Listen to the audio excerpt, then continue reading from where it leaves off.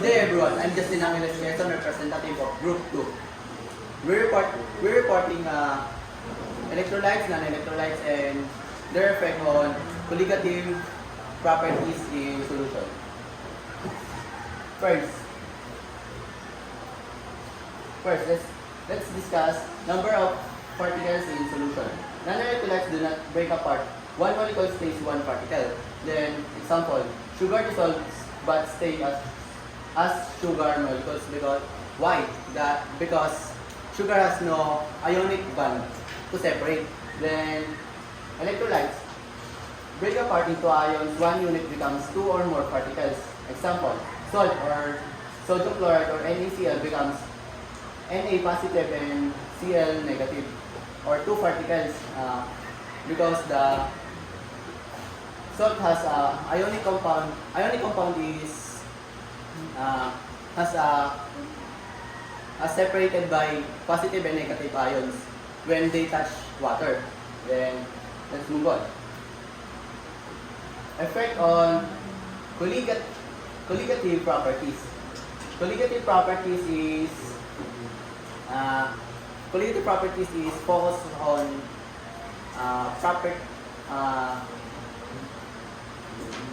particles. Focus on particles in chemical, not in chemical identity. The more the particles, the stronger the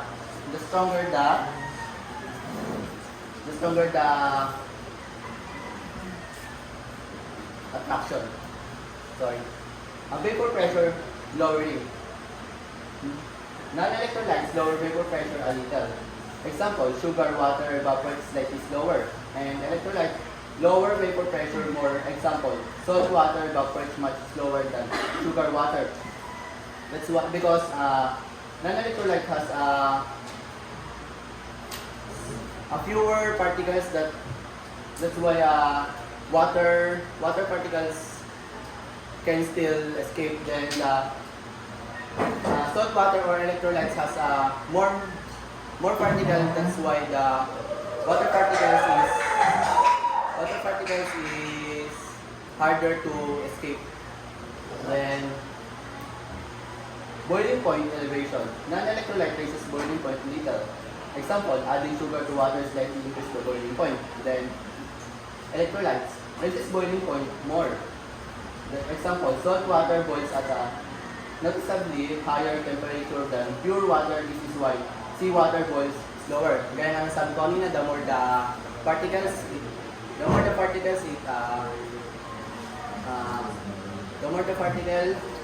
slower or mas compact yung particles sa loob, mas nahihirapan siyang makawala yung water particles. Then sa boiling point elevation naman is yung pag mas marami ang particle, mas tumataas ang boiling point. Then ang non-electrolyte is small or pure particles. That's why raises boiling point is a little lang. Then sa electrolytes, raises boiling point more dahil mas more ang particles na, mas marami ang particles na kaysa sa non-electrolytes. Freezing point depression. Non-electrolytes lower freezing point slightly. Example, sugar water freezes slower than plain water. Electrolytes lower freezing point more. Example, salt melts ice on the road because salt water freezes at much lower temperature. Ang epekto niya naman sa freezing is yung the more the particles, kasi ang particles is nakaka-apekto siya sa freeze. Ina-interrupt niya yung freeze dahil yung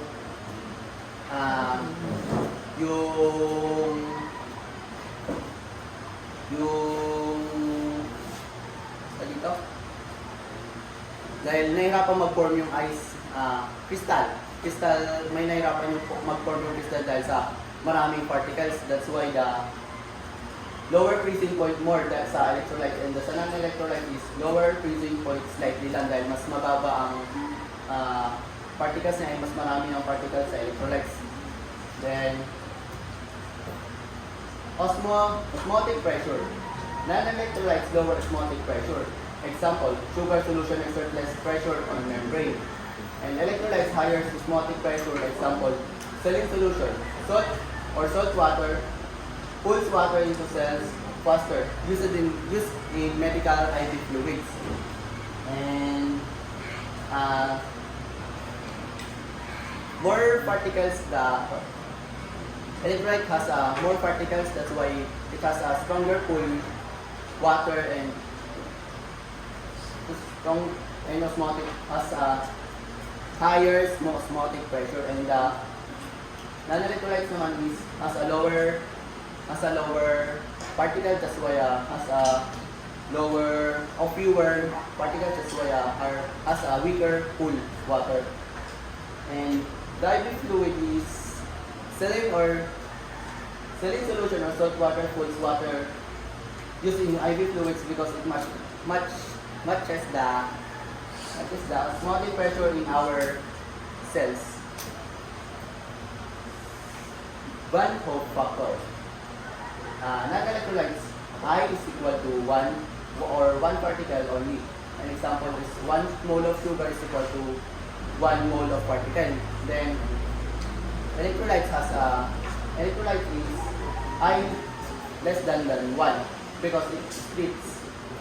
Example, in sodium chloride or NaCl becomes I approximately equal to 2, and calcium chloride becomes I approximately equal to 3. More particles is equal to stronger colligative effect. And higher are more particles, stronger effect on boiling point, freezing, vapor pressure, and colligative effect. Then the summary. Type non-electrolyte and electrolyte break into non-electrolyte is hindi never break, and the electrolyte is never break and becomes ion. Then the strength of colligative effect, the non-electrolyte has weak and the electrolyte has strong because non-electrolyte has fewer particles and the electrolyte has more particles. Then ang example nila is yung sugar in water, example of non-electrolyte. Then the electrolyte is an example of salt in water. Yun lang. Thank you.